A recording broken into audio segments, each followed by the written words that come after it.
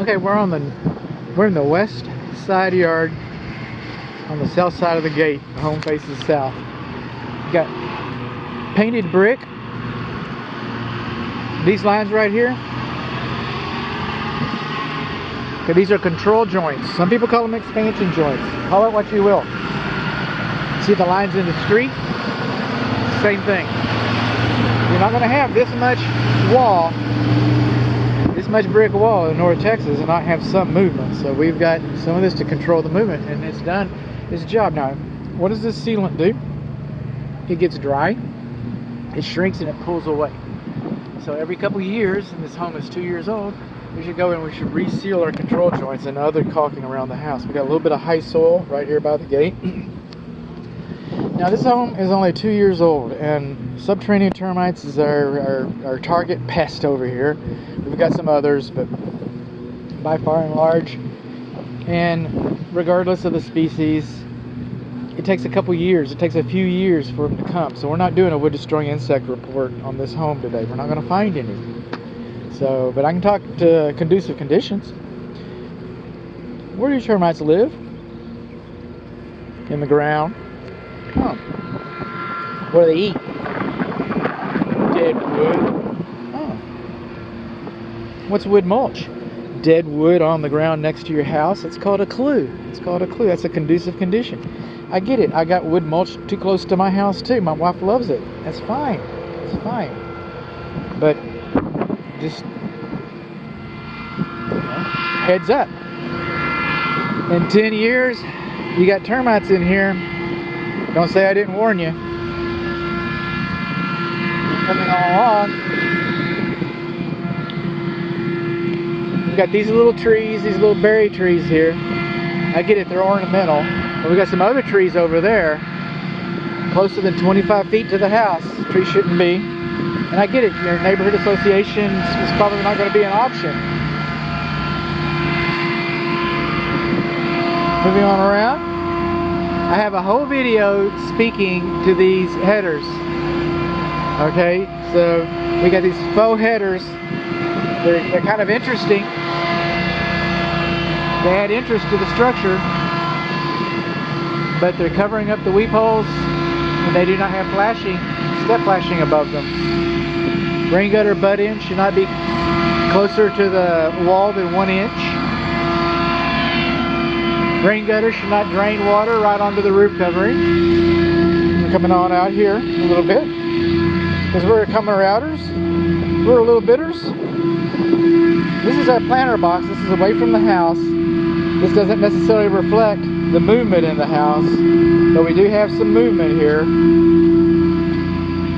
We are in North Texas. We are going to get it. Okay, so stair-step cracks is not really structural to the house, but I don't know how these walls were built. You know, is this going to be like, is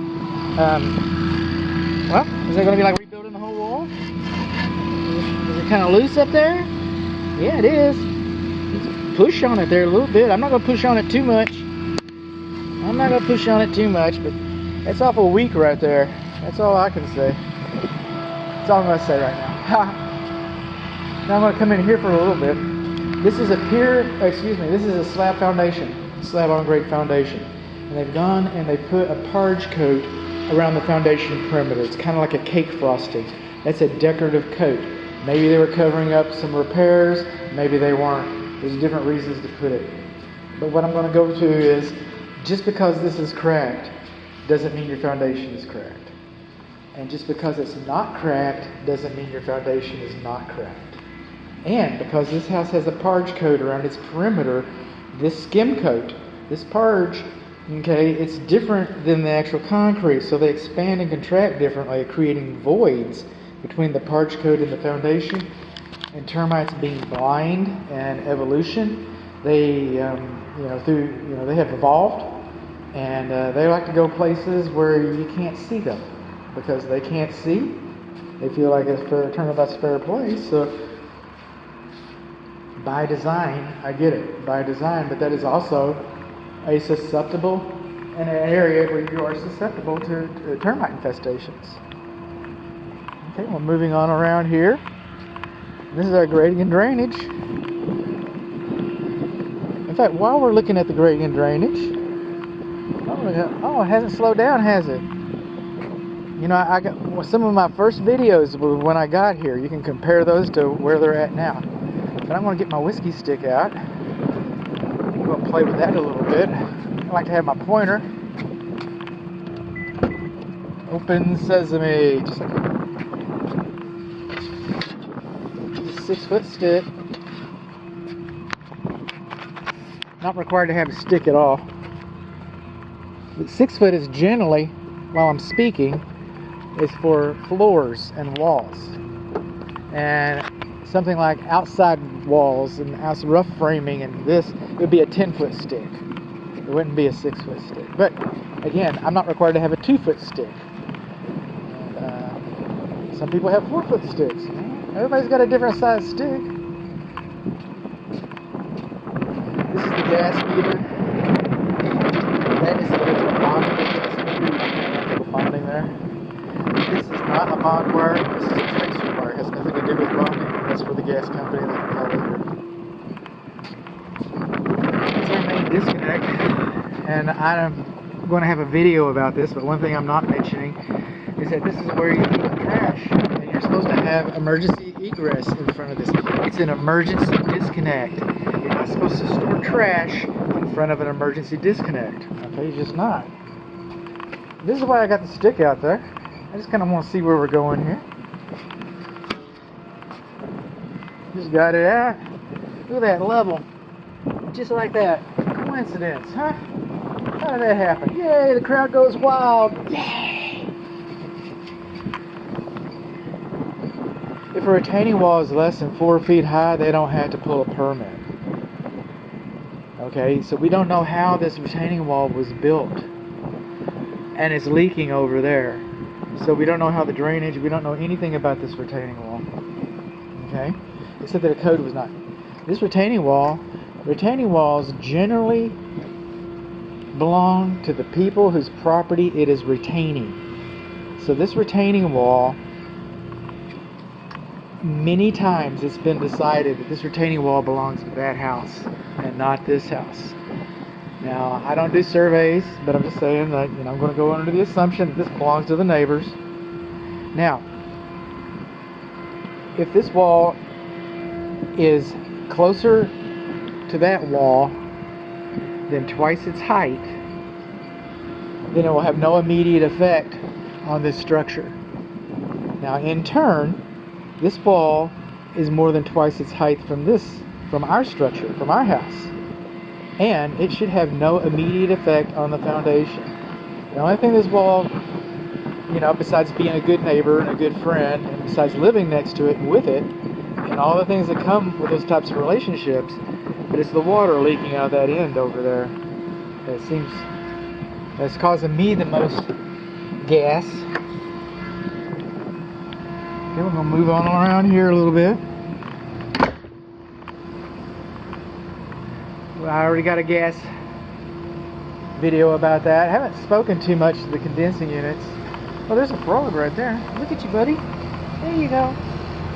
Yeah. All kinds of wildlife. Properly fused. Properly installed. The only issue I have with this guy is with any of them. But 410A. It's an obsolete refrigerant. No longer manufactured in the United States, no longer legally imported into the United States. Yes, it's legal to sell it, and they can sell you another condensing unit and another condensing unit. I did a brand new house earlier this week, and last week, and brand new. I mean, 410A, but they no longer make compressors. They no longer make coils. If it's on the shelf, they'll sell it. They no longer make the refrigerant. They have a big stockpile of the refrigerant.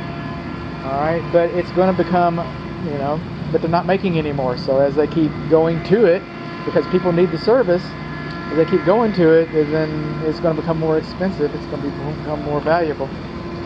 It's going to become more rare. Portable sheds are beyond the scope of this inspection.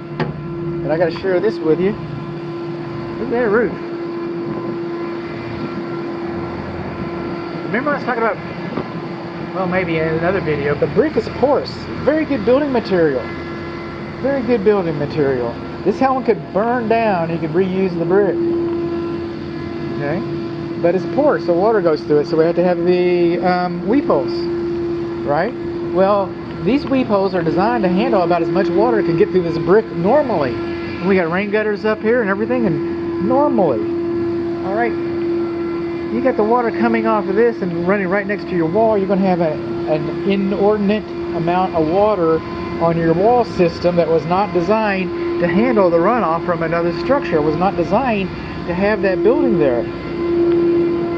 If you never have a problem with it, I'm glad. I hope you don't. But if you ever have a problem with it, I told you so.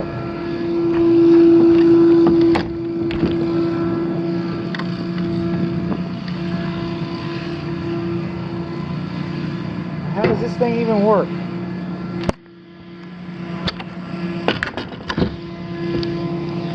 I don't remember it being locked when I got here.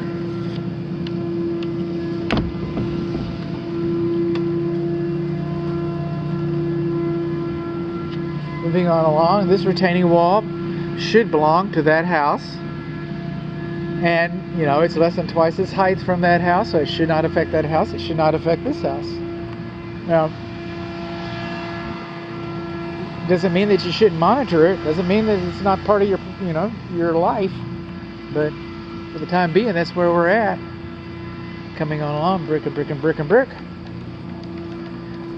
We're missing a couple of these. This is a trip hazard right here. Somebody could run their foot right up on there. Ooh, excuse me, I broke my ankle. It sure can't happen. Coming on along.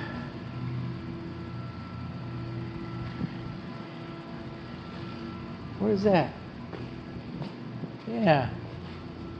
It's where the devil hides in the details.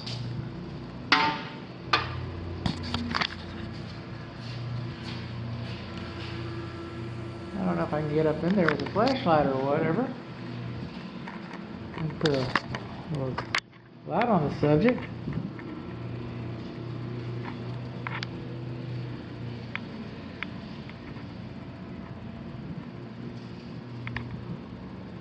Not seeing very much, but over here is the one that catches my eye.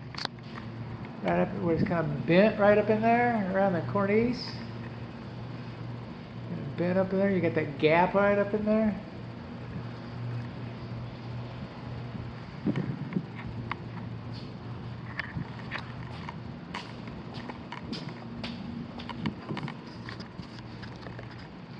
Well, we've got some other sewer cleanouts, but we got this gas port over here. Now, if you're going to put a gas grill out here, you want to make sure the manufacturer's okay with it being underneath a covered patio. This covered patio looks like it's got plenty of room, but I just have, it's a cautionary thing that I've got to bring out to everybody's attention. I mean, I don't have to. I say, I wasn't required to do that. So this is another thing I would like to bring out to everybody's attention.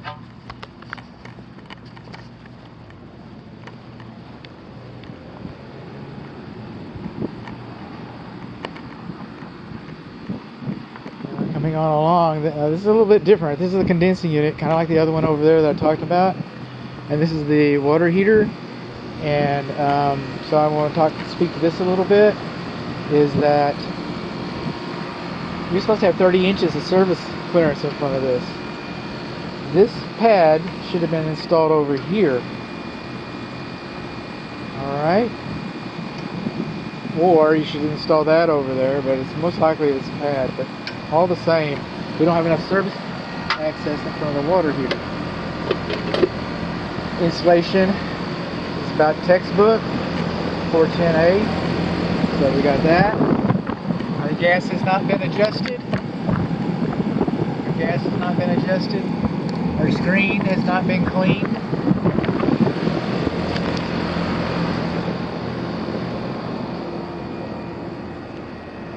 This is where we started. I can't believe I had enough. There we go.